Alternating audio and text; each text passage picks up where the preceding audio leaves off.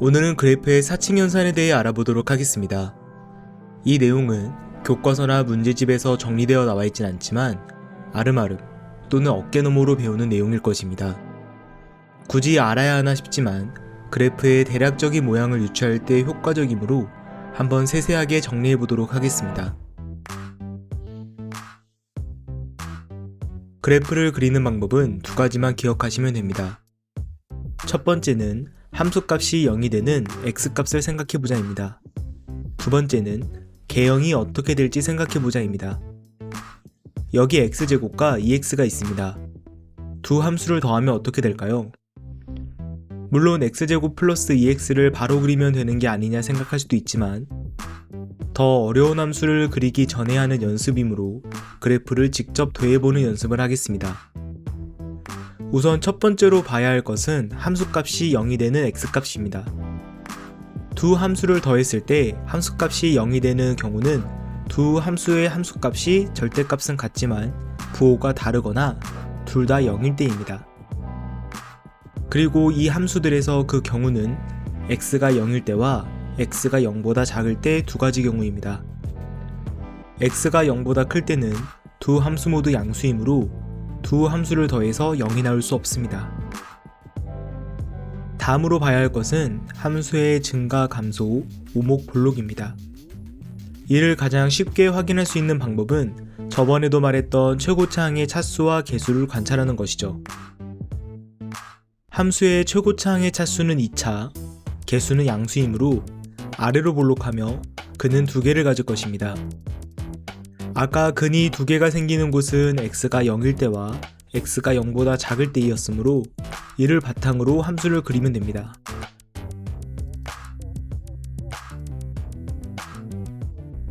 다음으로 x제곱 마이너스 2x의 그래프를 그려보도록 하겠습니다. 함수의 뺄셈도 덧셈과 같은 방법처럼 함수값이 0이 되는 경우부터 보도록 하겠습니다. 두 함수를 뺐을 때 0이 되기 위해서는 두 함수의 함수값이 같아야 합니다. 두 함수가 만나는 점을 체크하고 그 값을 기준으로 최고차항의 차수와 개수를 고려해 아래로 볼록하게 그림을 그리면 뺄셈 그래프를 그릴 수 있습니다. 그런데 이 방법들은 실제로 해보시면 아시겠지만 속도가 조금 더딥니다. 그래서 조금 더 빨리 함수의 개형을 예측할 수 있는 방법에 대해 알아보도록 하겠습니다. 일반적으로 빼기 뒤는 기준이므로 뒤에 있는 그래프를 기준으로 하여 앞의 그래프의 변화량을 관찰해 보겠습니다. 그래프를 그릴 때의 기준은 x축이므로 이렇게 뒤에 있는 그래프를 기준이라 생각하고 앞에 있는 그래프가 뒤에 있는 그래프보다 위에 있을 때는 양수의, 아래에 있을 때는 음수의 그래프를 그리면 교점이 x축 위에 있는 두 그래프의 차를 그래프로 그릴 수 있습니다.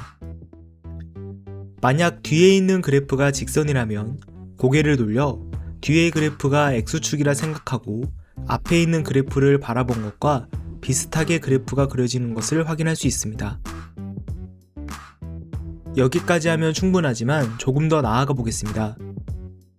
직선을 평행이동시켜 이 부분에 접선을 만들게 되면 접점을 기준으로 앞의 그래프가 점점 멀어지다가 가까워지는 것을 알 수 있습니다. 즉 접선이 되는 이 점이 뺄셈을 했을 때 극점이 되는 거죠. 평균값 정리를 직관적으로 응용해 보시는 것도 좋은 방법입니다. 덧셈에서는 뺄셈과 같이 직관적으로 볼 수 있는 방법이 없을까요? x 플러스 sin x라는 예시를 가져와 보도록 하겠습니다. 이 그래프를 그려보면 y는 sin x의 증가율이 cosine x이고 cosine x의 치역은 마이너스 1과 1 사이이므로 y는 x의 증가율인 1보다 항상 작습니다. 따라서 그래프의 교차 없이 다음과 같이 그려집니다. y는 x를 따라서 sin x의 그래프가 올라가는 것처럼 보이죠. 사실 절대적이진 않지만 보통 덧셈 그래프는 한 그래프를 따라서 다른 그래프가 올라가는 형태를 띱니다. 이는 경향성이지 일반적인 것이 아니므로 덧셈 그래프를 많이 그려보시면서 익숙해져 보는 것을 추천드립니다.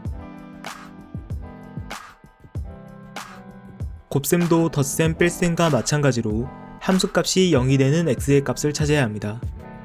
어떤 두 수를 곱해서 0이 되기 위해서는 둘 중 적어도 하나는 0이어야 합니다. 다른 말로 두 그래프의 근을 확인해 보도록 하겠습니다. y는 x제곱 마이너스 4의 근은 마이너스 2와 2이고 y는 x의 근은 0입니다. 따라서 두 함수의 곱은 근을 총 3개, 마이너스 2, 0, 2에서 같습니다. 일반적으로 개형을 그린 후 점을 찍지만 저는 곱셈에 대해서는 근을 먼저 찍도록 하겠습니다. 다음으로 개형을 봐야 하는데 곱셈은 이 부분이 정말 쉽습니다. 어떤 두 수가 모두 양수이거나 음수일 때, 즉 부호가 같다면 곱해서 양수가 나오고 두 부호가 다르다면 음수가 나오는 것은 자명한 사실입니다. 이제 그래프에서 근을 기준으로 각 두 그래프의 부호를 보겠습니다. x는 마이너스 2보다 작은 부분에서 y는 x제곱 마이너스 4의 그래프는 양수지만 y는 x 그래프는 음수입니다. 따라서 곱하면 음수입니다. 이제 x는 마이너스 2에서 0을 가져야만 하므로 음수에서부터 근 쪽으로 그래프를 그려줍니다. 다음으로 마이너스 2와 0 사이에서는 두 그래프 모두 음수이므로 곱하면 양수입니다. 그렇다면 마이너스 2와 0 사이에서는 양수인데 마이너스 2와 0에서는 각각 x축을 지나야만 하므로 그래프를 위로 볼록하게 그려줍니다. 이 과정을 반복하면 다음과 같이 그래프를 그릴 수 있습니다. 말로는 천천히 설명했지만 실제로 해보신다면 곱셈 그래프를 제일 빨리 그리실 수 있을 것입니다. 마지막으로 함수의 나눗셈입니다. 나눗셈에 앞서 역수 그래프를 그리는 방법에 대해 알아보도록 하겠습니다. y는 x제곱을 이용해 y는 x제곱분의 1의 그래프를 그릴 수 있을까요? 역수를 취하면 일반적으로 큰 수는 작아지고 작은 수는 커집니다. 극단적으로 0으로 가는 수를 역수를 취하면 무한대로 발산하고 무한대로 발산하는 수는 역수를 취하면 0으로 가죠. 이를 응용하여 x제곱을 보면 함수값이 0일 때는 무한대로 발산하게, 무한대로 발산하는 부분은 0으로 가게 그래프를 그려주시면 됩니다. 여기서 부호를 유지하시면서 0으로 수렴하거나 무한대로 발산시킬 수 있도록 주의해 주시면 됩니다. 예를 들면 y는 x를 이용해 y는 x분의 1의 그래프를 그린다면 y는 x가 음의 무한대로 발산할 때는 음의 방향에서 0으로 수렴하게, y는 x가 양의 무한대로 발산할 때는 양의 방향에서 0으로 수렴하게 그려야 합니다. 반대로 y는 x가 음의 방향에서 0으로 수렴하면 y는 x분의 1은 음의 무한대로 발산하고 양의 방향에서 0으로 수렴하면 x분의 1은 양의 무한대로 발산하게 그려야 합니다. 이제 나눗셈을 어떻게 할지 감이 오시나요? 앞에 배운 내용을 응용하여 gx분의 fx의 그래프를 그려야 한다면 먼저 gx의 역수 그래프를 그리신 후 fx의 그래프와 곱하는 방법으로 그리시면 됩니다. 이과생들을 위해 조금 더 나아가 보도록 하겠습니다. 함수의 곱셈과 나눗셈도 함수값이 0인 부분을 확인한 후 다음에 함수의 증가, 감소, 오목, 볼록을 관찰해야 합니다. 하지만 초월함수들은 최고차항이란 것이 없죠. 이때는 속도를 관찰해야 합니다. 예를 들어 lnx분의 exponential x의 그래프를 그린다고 해보겠습니다. 우선 lnx의 역수 그래프를 보겠습니다. y는 lnx는 x는 0에서 음의 무한대로 발산, x는 1에서 함수값이 0, x가 커짐에 따라 양의 무한대로 발산합니다. 이 그래프를 역수치해보면 lnx분의 1의 그래프는 x는 0에서 음의 방향에서 0으로 수렴, x는 1 마이너스에서는 음의 무한대로 발산, x는 1 플러스에서 양의 무한대로 발산합니다. 마지막으로 x가 커짐에 따라 양의 방향에서 0으로 수렴합니다. 여기서 잠깐 x는 0일 때를 관찰해 보겠습니다. lnx는 x는 0에서 음의 무한대로 발산할 때 점점 빠르게 무한대로 발산합니다. 따라서 lnx분의 1은 0으로 수렴할 때 그만큼 빠른 속도로 0으로 수렴해야 합니다. 그렇다면 lnx분의 1은 0으로 수렴할 때 위로 볼록할까요? 아니면 아래로 볼록할까요?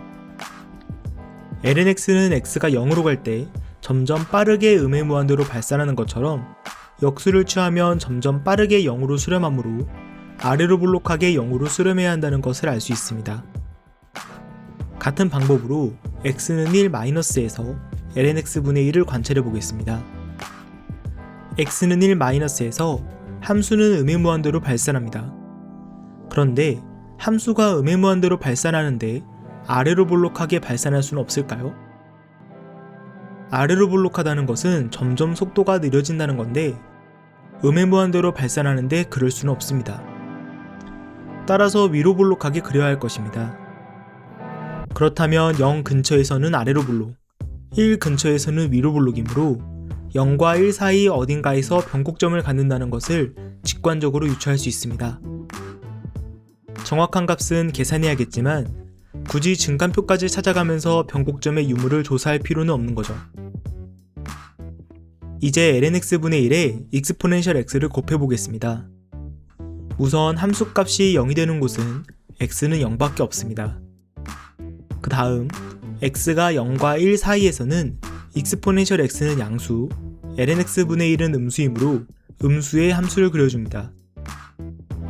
이때 exponential x는 기껏해야 1과 2 사이의 값이지만 lnx분의 1은 음의 무한대로 발산하므로 점근선까지 그려주시면 좋습니다.